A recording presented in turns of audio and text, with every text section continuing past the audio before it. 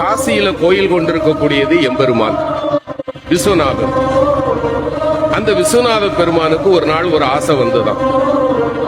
ஒரு பிச்சைக்காரனா காசி வீதியில போனா நம்ம எப்படி வரவேற்பார்கள்? அதனால அவர் பிஷாண்டி தானே, அவருக்கு ஒன்றும் புதுசு இல்லையே. அவர் ஒரு பிச்சைக்காரனாக வீதியில் வருகிறார்.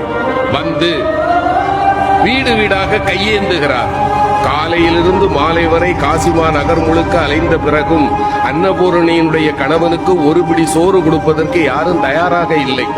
பசியால வாடிப்போன நிலையில் இருந்த எம்பெருமான் மாலை வேளையில் காசி நகரத்தினுடைய சாக்கடைகள் எல்லாம் சங்கமமாகின்ற பகுதி, அந்த பகுதியில போய் சேர்க்கிறார்.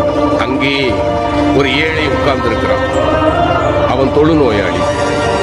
அவனை சுற்றி 4 நாய்கள் இருக்கின்றன. அவன் வேலை என்ன தெரியுமா? காலையிலிருந்து சாயங்காலம் வரைக்கும் எங்கெங்கெல்லாம் அலைய முடியுமோ அலைஞ்சு அவனுக்கு உணவை கொண்டு வருவான். 5 பங்கு வைப்பான்.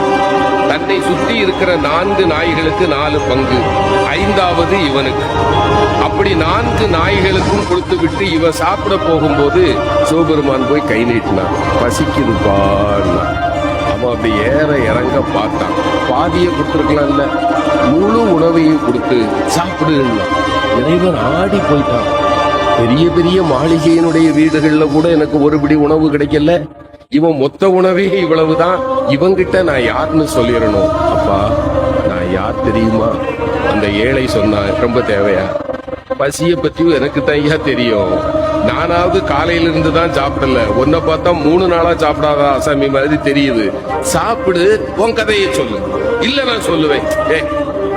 உனக்கும் போக்கிடம் கிடையாது. யார பார்த்து? சிவபெருமான பார்த்து. உனக்கும் போக்கிடம் கிடையாது, எனக்கும் போக்கிடம் கிடையாது. இங்கதானே இருக்க போறோம், சாப்பிட்டுக்கிட்டு சொல்லுப்பா. இல்லையா, நான் சொல்லியே ஆகணும். அந்த ஏழை சிரித்து கொண்டே சொன்னார், என்ன பெருசா சொல்லிட போற? நீ யார்? அவ்வளவுதானே. நான் சொல்லவா? நீ பரம்பொருள். இங்கு கோயில் கொண்டிருக்கக்கூடிய காசி விஸ்வநாதன் நீ. சரிதானப்பான்னா.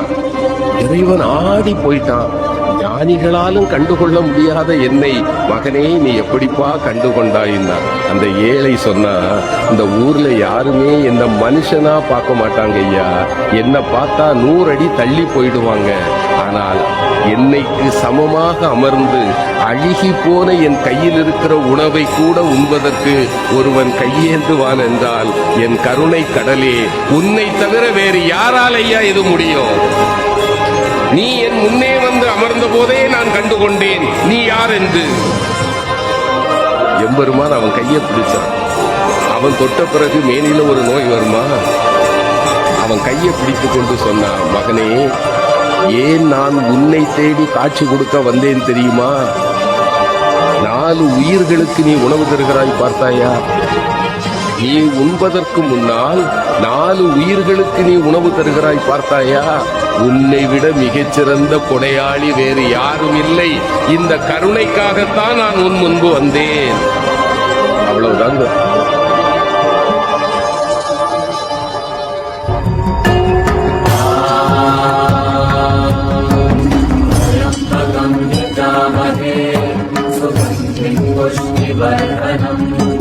पूर्वारुकमिव बन्धनान् विद्युर्मुक्षीयमामृतात्